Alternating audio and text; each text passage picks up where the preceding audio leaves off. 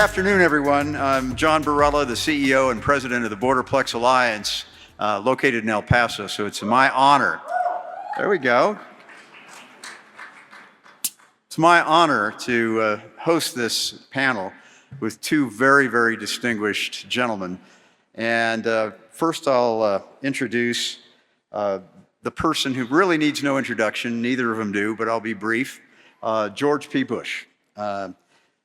Mr. Bush is a native of Houston, and of course native of Texas. And he served in the U.S. Navy Reserve in Afghanistan, where he was awarded the Joint Service Commendation Medal. And he was a corporate and securities lawyer at Aiken Gumpf. Started his career there as a young lawyer, but he also went on to found Pennybacker Capital, St. Augustine Partners Incorporated as well. He was the 28th Land Commissioner of the state of Texas, elected in 2014 and then re-elected in 2018. He attended the undergraduate at Rice University and got his law degree at UT Austin. He has two sons and is married to his wife, Amanda. Now, I did some deep research into his bio, and happy to say that People magazine in the year 2000 named him one of the most eligible bachelors in America. That must have been a heck of a year, huh, George? Yeah. It was a great year, but not for my wife. Yeah. I'm going for the Golden Bachelor. That's a great segue into introducing Ambassador Stuart Holliday.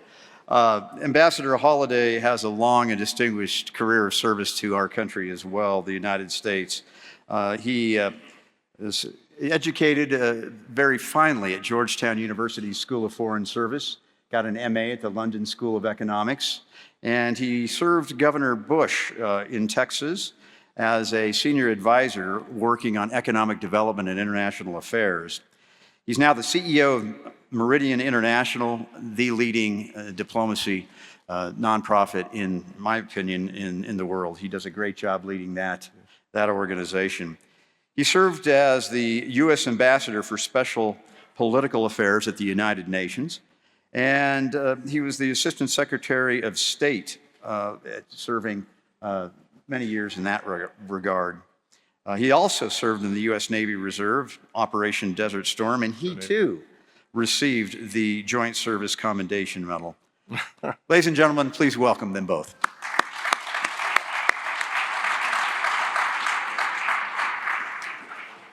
So we're going to start this off. This topic is incredibly important to the trilateral relationship, this issue of China and how we are approaching the relationship. And so I want to start off by asking George, Commissioner Bush, about our trade agreements and how we can use our trade agreements, the USMCA in particular, to bolster our regional competitiveness and the advantages that you have seen in your experience with the USMCA and how it's working out. Well, thank you, John, for the kind introduction. Thank you all for coming out. We also want to thank the U.S.-Mexico Foundation for its great work in bringing together government, aspiring politicians, business owners, and just influencers in this important region we call home, the so-called NAFTA countries. And when I think about discussions around NAFTA, USMCA, I think about when I was a kid and my grandfather, George H.W. Bush, was President of the United States and leaving his service in 1992 on the banks of the river that runs right through the heart of Monterrey, and visiting with President Salinas de Gortari at the time to structure what would be eventually the most important free trade agreement in, you could argue, human history. At the time, there was only $300 billion in trade among our countries in 1993. We now exceed that of $1.3 trillion this year alone. Foreign direct investment in countries like Mexico have only multiplied. They've increased by over 9% in Q1 of this year. But as we approach the re-signing or the revisiting of the USMCA, some call it NAFTA 3.0. Others think that with the populist politics perhaps that exist in U.S. and Mexico, that we won't structure an agreement. But I'm here to tell you that I'm an optimist. As a Texan, we know that Mexico is our largest trading partner. We know that our border communities rely upon this essential commerce, and that even if you threw multiple tariffs and taxes and all kinds of different levers at one another to try to prove a political point or try to win an election, that at the end of the day, businesses like yours, governments that exist between the U.S. and Mexican border rely upon this essential lifeblood. So I'm here to be an optimist. Don't ask me about our upcoming campaigns, but I'm here to tell you that long term, our relationship will continue to be strong.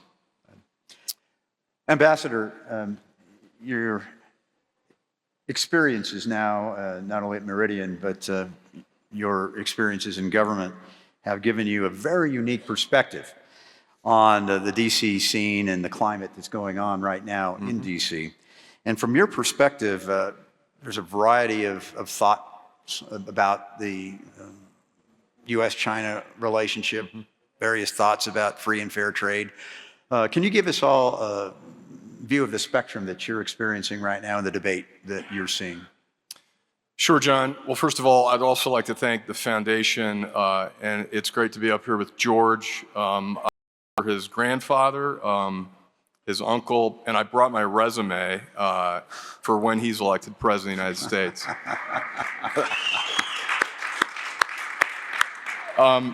So what is happening with this, relationship with China is it's sort of like a shift in plate tectonics where these continental plates are shifting apart, and we don't want fissures to develop in the relationship with Mexico. There are a few things that we can do. One of them, as you say, is not to take the trade agreement for granted, but to get out ahead on a few areas, including the perception maybe that this agreement provides a so-called backdoor for goods from China that may have national security implications. And I think that if we work together with Mexico and Canada to sort of define more fully, I think there's a lot of uncertainty in the private sector about what exactly that threshold is. And so if they can, affirmatively create and develop a better understanding to make sure that that the national security concerns are addressed, that would be important. The second is to really go on offense, to sort of look for areas where we're not asking countries to choose not to do business with China, but what can we do to strengthen our own economic interests with our neighbors? And I was struck by, I think it was the speaker from the Canadian mining company yesterday about how many critical minerals and rare earth and other components are going to be needed for the energy needs to fuel AI and for the energy transition. And I think that that area provides an opportunity for us to cooperate and create a trilateral working group, maybe even including, we have diplomatic associations like the Quad. We could maybe even include Australia or some other country that shares our commitment to democracy in that. So in DC right now, there's a consensus on China. And the consensus is economic, that China's been a bad actor, IP concerns. But there's also a range of different viewpoints that move into the national security threat posed by China, with some viewing there a long-term threat, a generational threat, a blue water navy, ports and infrastructure, Belt and Road around the world, the desire to displace the United States as the leading global power. There are others who more aggressively see the Taiwan issue and an immediate threat on the national security front. So I think it's very important that we maintain strong, even as we decouple economically, that we maintain strong and robust diplomatic ties. I think even J.D. Vance said in the debate, diplomacy is not a dirty word. And I think we need to increase and elevate our high-level dialogue with China. I think Yellen, Raimondo, Jake Sullivan, that's fine, but we have to find a way. We're going to have to live with China, and we're going to have to compete, and we're going to have to protect our interests. Mexico and Canada are essential to that. Well, we certainly have the military strength, the economic strength in which to compete. We are looking at this presidential campaign, at least in the United States, a variety of proposals being sent forth when it comes to trade. George, there are, amongst other ideas that are being discussed with respect to trade, a 10% across the board tariff. What kind of impact would that have on our economy in the United States and maybe other economies worldwide as a ripple effect?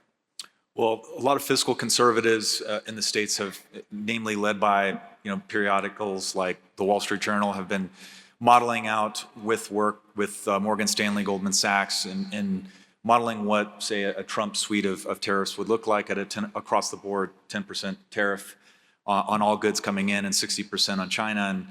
And the result shows a loss of 70,000 jobs on a monthly basis starting January 25, and a loss of 150 basis points off of our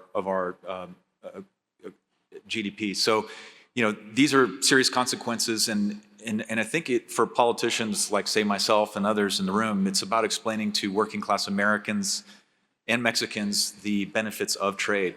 Again, going back to my grandfather's days, since that time, for every job that's created, say, down in Mexico, 2 have been created back in the States.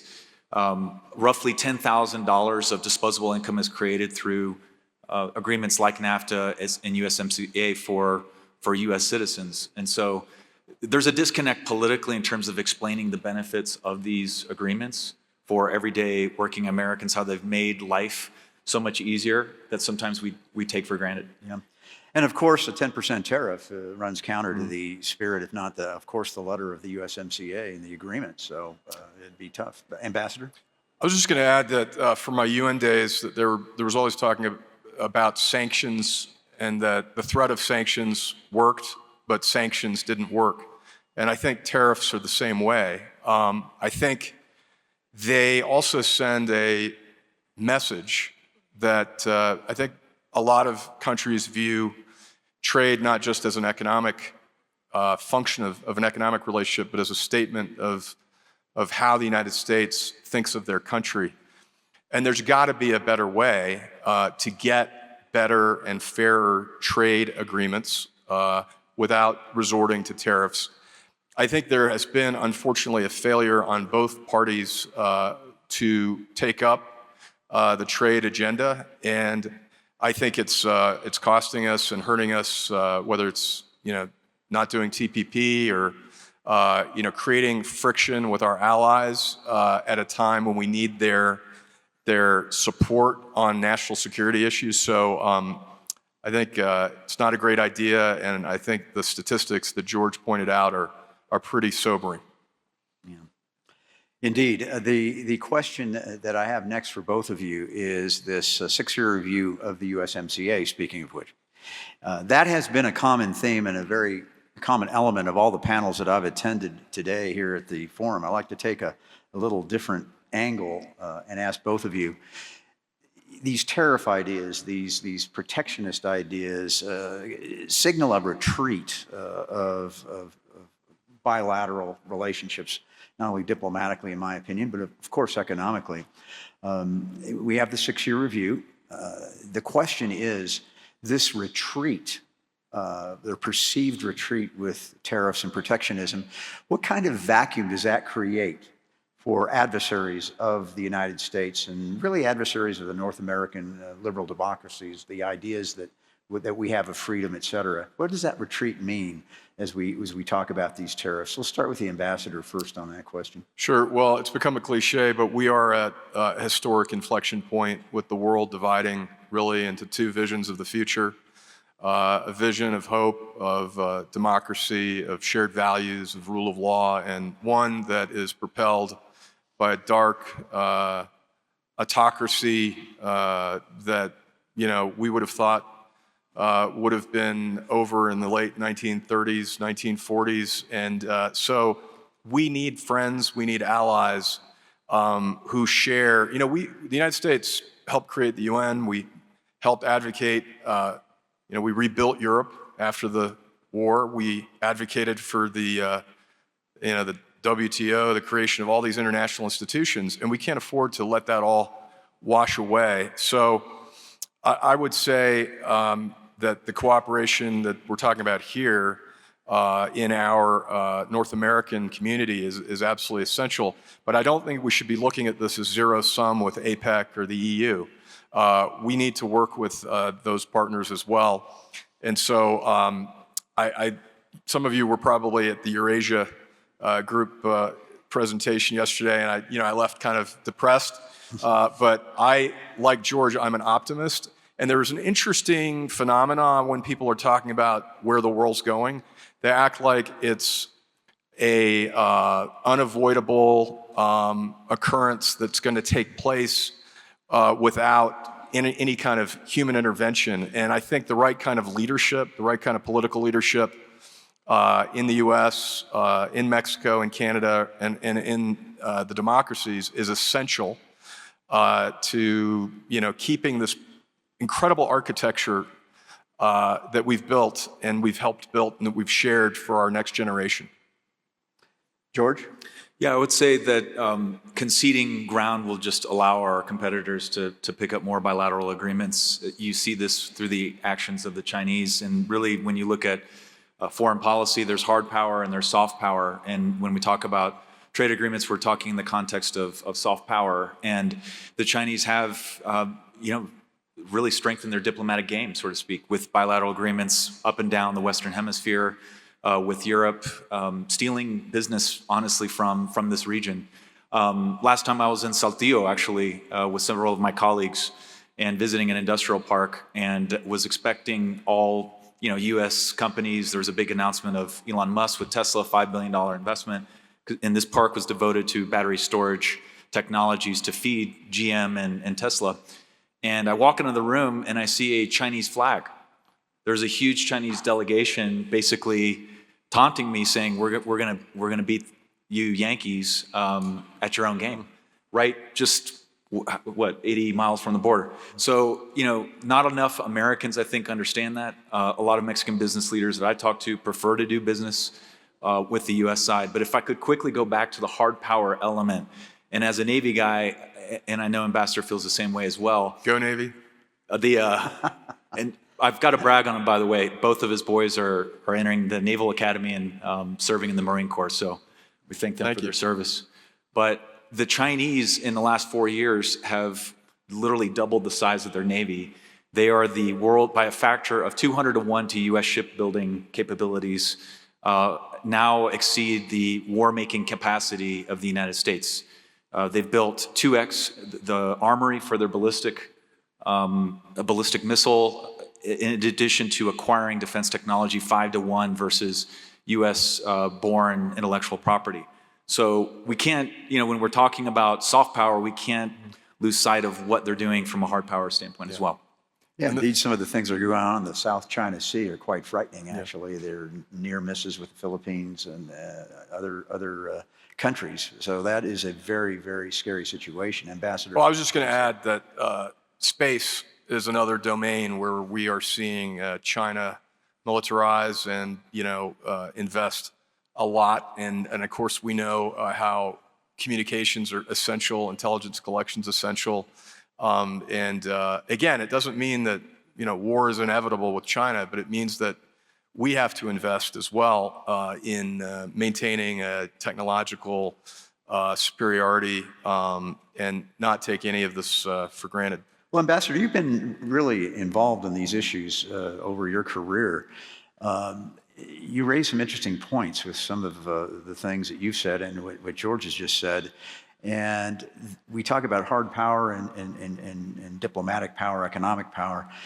In your view, many have said, let's talk about hard power for a second, that the Chinese, in fact, will eclipse the U.S. potentially in military might, potentially as early as the year 2050, and space being the first domain to fall. What's your read of that? I don't actually think that will come to pass. I think it has to do with how you define military might. You look at the asymmetry of the Russia-Ukraine conflict and how effective Ukraine has been. It really is about technology. It's really about intelligence. It's really about maintaining that edge. It is a concern, but I think that what is going on in the U.S. defense industry is quite interesting. For a lot of reasons, it became very bureaucratic and hidebound. Our acquisition system takes years. It's not a nimble system. And I think there's certain leaders like Jim Takelett, who's the chairman and CEO of Lockheed Martin, who wants our defense industry to work more like our tech industry and be more innovative. And he's got a term called 5G.mil, which is also to attract talent. Because it's interesting, when you think about it, in China, every young technologist is going to work believing they're working for the national government, their national security interests. Our tech sector, many of them want nothing to do with that. They want to go out to Silicon Valley, and they want to be doing cool apps.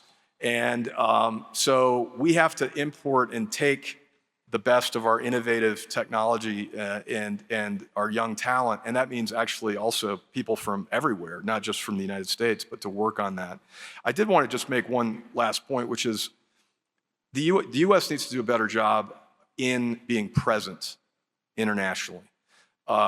We have ceded the ground in terms of our business presence, which has been terrific from the 1950s, 60s, 70s. But when I meet with ambassadors from other countries, they say, well, we've got all these projects, but we don't see your businesses coming to bid on them. Well, they're too risky, they say. Well, when you look at our government, the agencies that are supposed to de-risk, we've got 5 or 6, USDFC, there's XM, there's TDA, there's Commerce, there's State. It's an alphabet soup. China, they have one unified front, which is their business and their government are acting in concert with one another every single day. So we have to get our act together too, not only to be more present, but to strengthen the tools, the commercial diplomacy tools that we have. And that includes helping our private sector so that when they're talking to the US Embassy, the ambassador, I'm sure they do a terrific job, but an embassy can only do so much. We have to have the tools. I'm happy to hear that you don't think that there's going to be any superseding of U.S. military might. That's good. We have to concede a point right now. Yes, knock on wood, yes. But we have to concede a point as it stands today that the Chinese essentially have a monopoly or a near monopoly in rare earth minerals, which of course is critical to everything from semiconductors to defense avionics and the like. George, what are the advantages that North America, our friends from Canada, certainly our friends from Mexico, and of course the United States, we have a tremendous amount of these resources. What sort of advantage? How can we take advantage of this wonderful thing that we have? As land commissioner for the great state of Texas, I can say God certainly blessed our state with abundant natural resources. We're known really particularly for our oil and gas reserves, but the state also resides with a fair amount of rare earths in commercial quantities. And partnering with University of Texas El Paso, Heather Wilson, a fantastic president on campus there, former Secretary of the Air Force, understands the national security element of what we're discussing. And so I commissioned a study when I was in office with UTEP to start surveying commercial quantities of lithium. Lithium can be used in all the devices that several of you are reviewing right now as you look down. And in Mexico, I've talked to several business leaders that have a fair amount of magnesium, manganese, cadmium, which are essential to national security aspects of what we need in the United States. So Wyoming, thankfully, has also been blessed, but there's also vulnerabilities. When you look at quartz, quartz is a rarely thought about element. It's important for quantum computing, which the Chinese are investing in significantly. And several of you may have seen the flood recently in North Carolina. That flood basically destroyed one of the last remaining quartz mines in North America. So there has to be better collaboration among the 3 countries looking at this strategically, both led by government and business, to fully explore this, to put aside the red tape, because sometimes, unnecessary bureaucracy gets in the way of these very important projects that are important for the future of freedom and democracy. Yeah, absolutely, Ambassador. I completely agree, and I think this issue particularly screams for a true trilateral diplomatic and strategic relationship because of what our three countries have in terms of these resources. I think, the Chinese just have been holding back on supplying germanium and gallium, not rare earth, but essential for certain components. They know that they can use this as leverage against sanctions from the United States on goods from China. They know this. And you can only expect that to ramp up. So the time is really now upon us to come together and create a true a strategy together with our friends from Canada and Mexico. And it also, we're going to have our differences on oil and gas. We do, especially, if you look at the political nature of oil and gas and the different views on climate, particularly if the election goes one way in the United States. But this is an area that we can all agree on, and I think we should launch it here at this forum. Well, you mentioned a strategy about rare earth mineral extraction. That's it's interesting. Do we even have a strategy? Has it been discussed? Anything going on? There's some. You would know, George. I wish I did. Yeah, not as much in this. Between the three countries. Not so much in the structure. I think bilaterally, yes, but not in this structure that really would present an opportunity for cooperation. Yeah, and I think the Canadians are sponsoring the cocktail party after this, so we can ask them about their rare earth minerals as well and be part of this partnership, draft out the strategy. By the way, you're talking about the richness of natural resources in the U.S. and minerals and so forth. I read this astonishing statistic that more gold was discovered in the United States between 1849 in California, which of course used to be part of Mexico, which we acknowledge, but between 1849 and 1852 then had been discovered in the world from 1492 to 1849. So, I think, by the way, I love the fact that UTEP's mascot are the miners. True to form, right? Yeah. Love Heather Wilson, by the way. Yeah. She's great. Indeed, a quick shout out to UTEP, University of Texas at El Paso. They just recently announced a resurrection of an engineering program, mining engineering program, be the only one in the country, I think. So that's very, very important to the future, of course, of what we're talking about today. So congratulations to our friends at UTEP. Yeah. Everybody looks like they're thinking about a margarita right about now. We're the last ones between you and the margaritas. So. Well, let me switch gears just a bit. One of the frustrations of those of us that live along the border is infrastructure planning. Many of us are very encouraged, of course, by the economic growth along the border, but we sometimes don't view infrastructure as being a strategic, having strategic value. I want to start with George, in your experience as land commissioner and being a policy leader in Texas. These delays, the issue of impeding a free flow of goods, especially from the U.S. and Mexico. How does that affect our economy, not only in the border region, but nationally? Has a huge impact. Again, the largest free trade zone basically in the world, with Laredo, El Paso, the Rio Grande Valley kind of leading the way. Just in El Paso, the last stat I saw was $100 billion in trade. Every single day there's 10,000 vehicles. There's thousands of pedestrians that cross that bridge every single day. And so by helping to expedite, clear, triage risk for Customs Border Patrol, for Border Patrol itself, you save taxpayers a significant amount of money.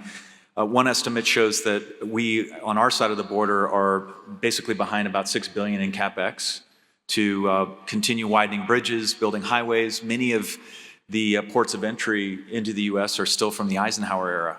And and to your question on strategy, we don't do enough in communicating with our Mexican partners and our Canadian partners on working together on where those commercial flows should be. There's one example in Guadalupe, Texas, where we finished an extensive bridge, but there is no commerce on the other side.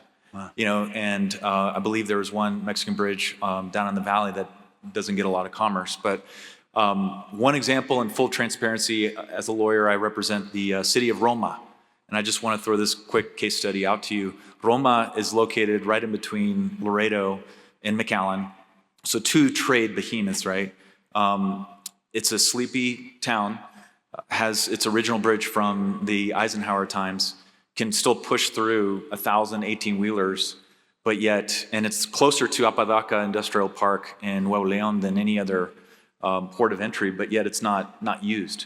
And so whether it's that port or others that our federal government funds and the taxpayers fund can be leveraged so much more efficiently. And by the way, we can use biometric data to really help our law enforcement officials so that they can triage risk and focus on the true threats to the border. Yeah. Ambassador? Just going to add, George knows a lot more about this than I do, but I am having a Groundhog Day flashback to working in the governor's office on border infrastructure. Some of these issues were in existence when I was working there. I would think that earmarking some of the infrastructure money from the big bill to the border would be a priority for Texas and border states as well. I did want to add one thing. In addition to infrastructure, there's the human element too, to make things more efficient. I wanted to give a shout out to my team at Meridian because we were able to do an exchange program with Amazon Web Services, bringing customs officials from Mexico to work with their counterparts to deal with the human part of the logjam as well as the infrastructure part. And I think both of these things go together. Yeah. Another part of the strategic value of what we have to offer as a region, of course, is our workforce. And we know the Chinese are producing engineers in the millions every single year, certainly producing in raw numbers engineers that are very relevant to certainly national security and international security. How do you see the role of workforce development in the STEM fields especially affect not only the military and hard power, as you say, but also the soft power and the economic power in our region? I'll start with George on that one. Yeah, this is, I would say, ranks up there with water and power on both sides of the border as top 3 shortages that employers state every single day that they need help on. And this is an area where I think government can be helped. I'm reminded of, President Reagan's statement, I'm here from the government and I'm here to help. And where education systems, whether it's UTEP helping on the rare earth or working with local community colleges on the border. As land commissioner, I spent a lot of time with Texas Community College. It's a statewide system that helps to basically sit down with employers and work through step-by-step the preferred curriculum. So if you're talking about Foxconn, for example, on the Juarez side of where you are, or on the U.S. side, talking to some of these large employers, I think there's an AWS distribution facility just on the other side in Santa Teresa in New Mexico, sitting down with educational leaders, because Texas, we have a program where by 16, you can graduate with your high school degree and then work almost German-style apprenticeship, graduate with a high school degree at 18 and a technical certificate. So you can legitimately forget about excessive amounts of student debt, take a nice, well-paying job and build a career for yourself and for your family. And that's what this is all about. So we're trying to do that in Texas in a small way, but we still have a shortage of 10,000 welders. We've talked about border security and border control. We have 1,000 personnel shortage on that. So a lot of work ahead, but we're trying to make progress. Stuart?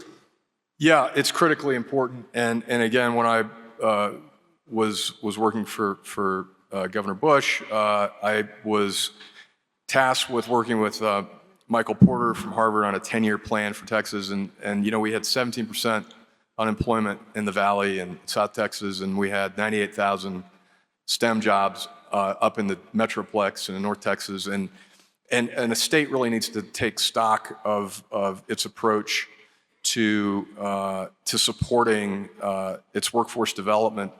And I think when I was, you mentioned German apprenticeships, which has been kind of a model that have been talked about a lot. That is, I think, one area of great progress, because again, it used to be that there was a firewall between education and business, because there was thought to be some sort of manipulation of, that you're tracking somebody into a different career, predetermining their potential. And now I think we've moved a little bit beyond that. And again, it's just getting people into the community colleges, which are great, and having, having that linkage where people can feel like they have a job when they graduate. Yeah. I'm not sure, we talk about the workforce system usually in stovepipes, right? Sometimes by community, by cities, by state, sometimes by nation. But it dawns on me, the strategic value of the trilateral talent that we have with our workforce, that I don't believe there's ever been an effort made by the three countries, Canada, Mexico, U.S., to develop a strategic workforce development system that complements one another. And I might be missing something, but I'm not aware of any such effort that's been made in earnest. And would there be value to doing something like that, George? Yeah, I mean, there's a variety of professions. And again, in the renegotiation of the USMCA, you can look at how we can standardize certifications for certain professions. So I don't know if you all have heard of a book called The Globalization Myth, Regions Matter. It goes through a litany of different professions that if you're the most highly trained, say, lawyer in Mexico, you could not practice, for example, law in the state of Texas. Same goes for pharmacists in Texas wanting to practice in Mexico. So now we're a federalist system in the U.S., so it doesn't exactly translate if you go Texas to New Mexico in certain professions. And for certain specialized areas, it probably doesn't make sense. But there's like if you're a hairdresser, you have to go through a different process by moving among the countries. So absolutely, from a workforce standpoint, that could be negotiated, and that doesn't really involve partisan politics. I think it's just common sense, removing red tape so that people can aspire to the careers that they see fit and to take care of their family. Ambassador, something to think about in a 6-year review? Yeah, yes, but I think we've got more immediate concerns, not immediate concerns, that's an immediate concern, but we've got to protect the agreement from demagoguery in terms of what it means, what it stands for. I think the private sector can really take the lead in coordinating also on some of this workforce with higher ed, working in concert with them. I think the important thing, in terms of it's not just lawyers and hairdressers. It's also we're hearing about the creative economy and the incredible cultural strength of our countries, and how you can't bring those talents back and forth across the borders of our countries.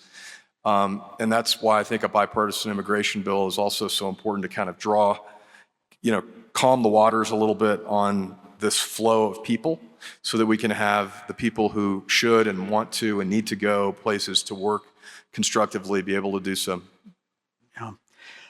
Let's talk about the reshoring, nearshoring, ally shoring, has many, many names.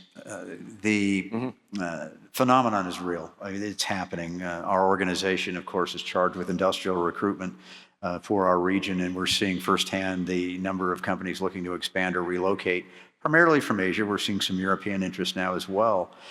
In your opinions, what the momentum's there? Is there anything that can stop that momentum in the near term, midterm, or long term? Ambassador, you're shaking your head. Is that good momentum going to be stopped? I don't think so. I think the pandemic kind of, put that from a, gee, this is a nice to do thing, to this is a we have to do it.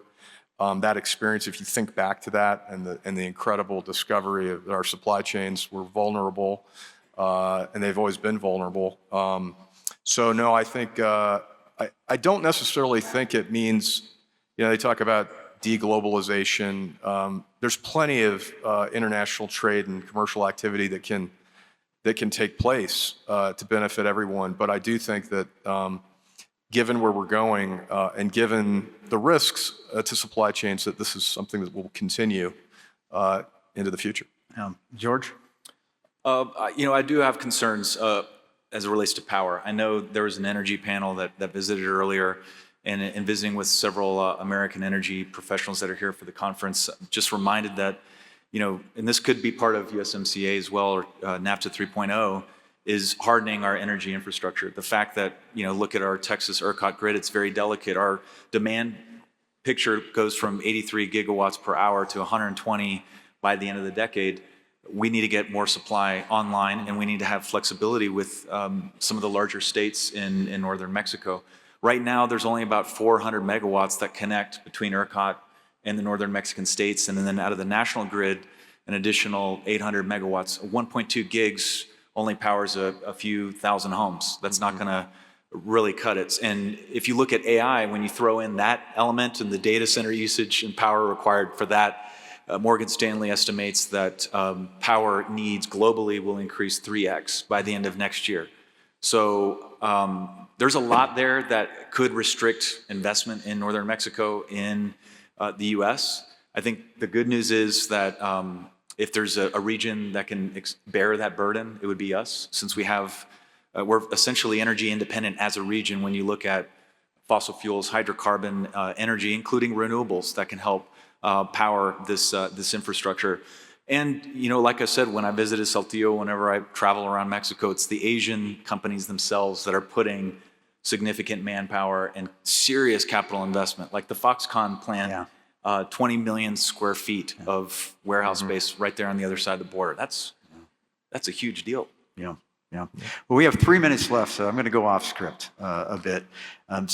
Senator Cassidy, Republican from Louisiana, Senator Bennett, a Democrat from Colorado, recently introduced a bill called the Americas Act, and that would effectively expand the USMCA to other countries in our hemisphere. And the question I have, and part of the reason they do this, of course, is to make sure that China doesn't outpace us in our region. Is an idea like that good in general? Would it be harmful to the USMCA in diluting the momentum we have, economically speaking, between Canada, Mexico, the U.S.? Quick thoughts on that type of legislation. Start with the ambassador. Well, you'd have to obviously do it in concert with our partners in the agreement we have, and make sure they're on board. And then, the question is, what are the criteria for, rule of law, democracy, human rights, influence of China? I do think that, more robust economic and trade ties with South America is absolutely essential, not only for, market opportunities, but, when you think about the logic that we're using with North America, I mean, you could extend it to the hemisphere if you wanted to. It's, could be the same logic, but we're all obviously neighbors, which is different, with a lot of shared history. So I don't know what's in the bill. As they say, that's what they say in the halls of Congress when a reporter says, "Do you like the bill? How are you going to vote?" And I say, "I'm not sure what's in the bill." So I look forward to taking a look. Unfair question, I know. But George, I think at one point there was a similar idea proposed during the 43 days of a CAFTA, Central American Free Trade. I would agree the core principles have to be focused on intellectual property, rule of law, enforceability of contracts. That's really the basis for why this region is superior to those of the others. I would say that logistics and transportation have to be a big part of that. The Chinese are planning a new canal through Nicaragua, through their natural kind of governmental alliance there that they have. And we all know that the Panama Canal is fully booked. And the port in Peru, the Chinese are building with so-called exclusivity rights. There's a lot of mischief making going on. Sure is. Well, gentlemen, thank you. Thank you. Let's give them a warm of applause here. Thank y'all.